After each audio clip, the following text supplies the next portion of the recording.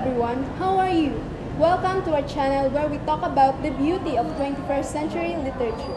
For today's video, we will navigate the regions of the Philippines in pursuit of the literary works that they offer. Are you ready?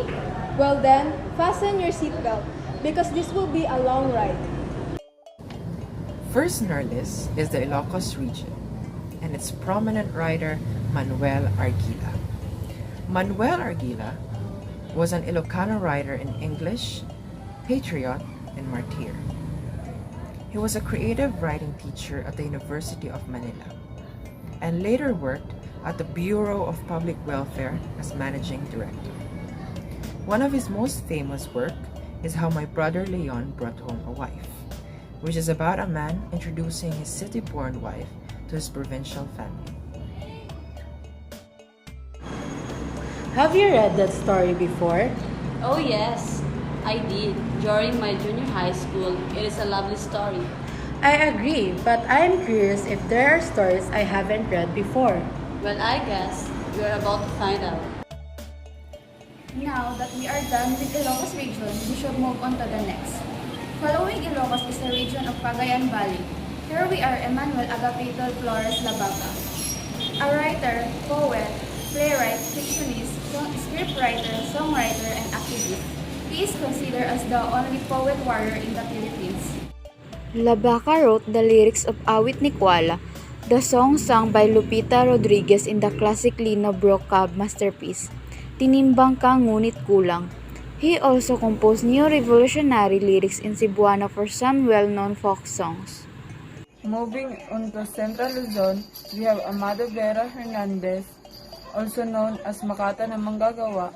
He began his writing career as a journalist and later editor of various pre-World War II Tagalog newspaper. During World War II, he served as an intelligence officer. After the war, he was appointed as Councilor of Manila in 1945 and 1947. One of his works is Mga Ibong Mandaragit. This story upholds the freedom of expression. At its theme is about speaking out your opinion without fear. It preaches about fighting for what is right in order to maintain justice in society.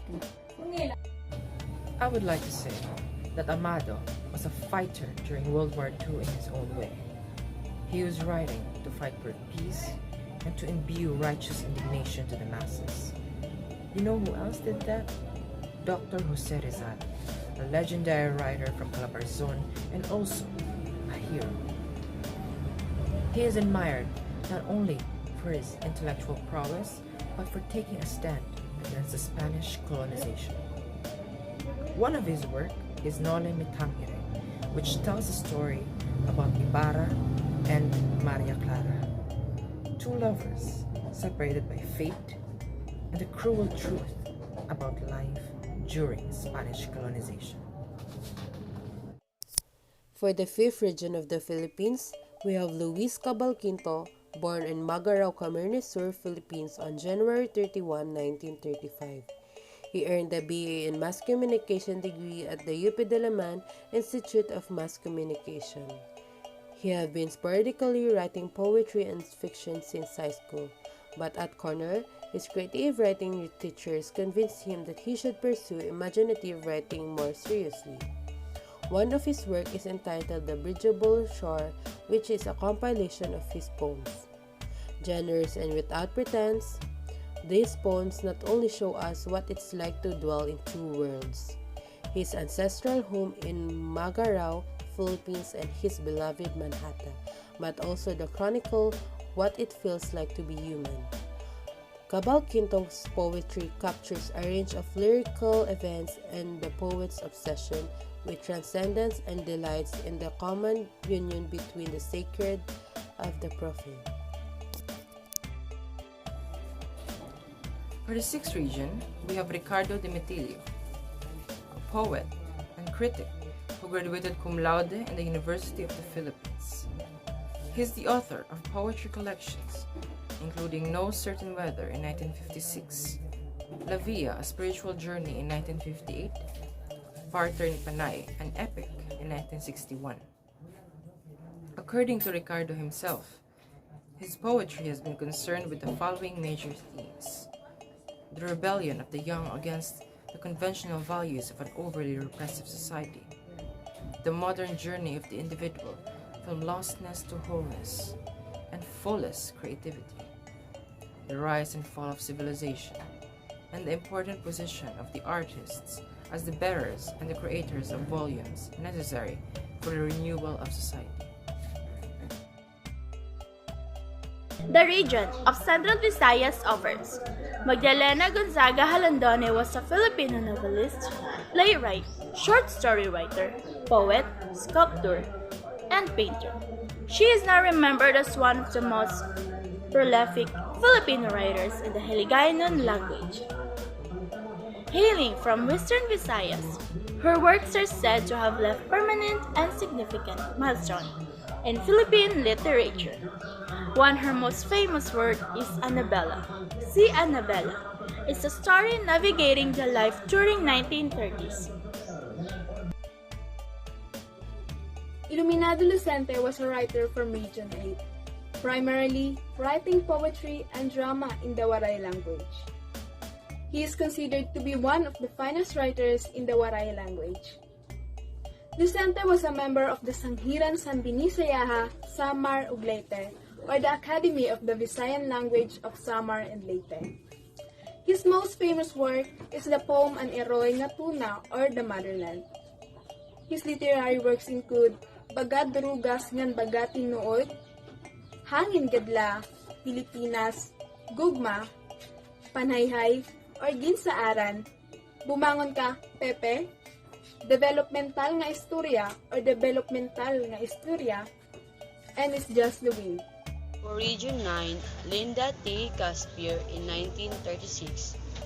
She spent the World War II years with her grandmother while her father worked on the Philippines National Railways and her mother in the Bureau of Public Schools. Her grandmother told her innumerable stories about the Filipino struggles for independence that later became the topics of her novels. Her novel, Awaiting Trespass, which is about the politically sensitive theme of torture by the Marcos regime, was published by Readers International of London. Damiana Ligon Eugenio was a Filipino female author and professor who was known as the Mother of Philippine Folklore, a title she received in 1986. Apart from teaching at the University of the Philippines, she has several publications in the field of Philippine folklore, among them a series of 7 books which she compiled and edited. One of her works is Philippine Proverb Lore. She classified proverbs into 6 categories. First, proverbs expressing a general attitude towards life and the laws that govern life. Ethical proverbs recommending certain virtues and condemning certain vices. Proverbs expressing a system of values. Proverbs expressing general truths and observations. Numerous proverbs and miscellaneous proverbs. Fernando Maramag was an excellent poet and journalist in English. He had a rich style and deep understanding of human nature, qualities which made his poetry appealing to all readers. On the other hand, his editorial writings exerted great influence on the various phases of the Filipino way of life, particularly in its government, economics, education, and politics, according to a critic. One of his works is The Rural Maid, which is about 2 lovers separated by time and destiny. For the Region 12, we have my former journalism teacher, Dr. Jelly E. Alquino, a cum laude graduate of Mindanao State University, author of several campus journalism books, a pioneer of special program in journalism in Region 12, pioneer campus journalism author of the aforementioned region, and the recipient of Gawa Journalismo 2019 Lifetime Achievement Award. One of his published books is Campus Journalism Workbook, which is used to this day as a guideline for competitors in schools' press conferences. Luwalhati Torres Bautista, born Manila, Philippines, December 2, 1945. A writer from National Capital Region, is one of the foremost Filipino female novelists in history of contemporary Philippine literature. She was a journalist student at the Lyceum of the Philippines, but dropped out even before she finished her freshman year. Despite a lack of formal training, Bautista as the writer became known for her honest realism, courageous exploration of Philippine women's issues, and her compelling female protagonists who confront difficult situations at home and in the workplace with uncommon grit and strength. Dekada 60 is the story of family cult in the middle of tumultuous decade of 1970s. It details how a middle-class family struggled and faced the changes that empowered Filipino to rise against the Marcos government. For Cordillera Administrative Region, we have Delta. Cordero Fernando is a multi-awarded writer, publisher, and cultural icon. Together with Alfredo Rosas Cordero, Fernando worked on Filipino heritage, a 10-volume study on Philippine history and culture published by Lahing Filipino in 1978.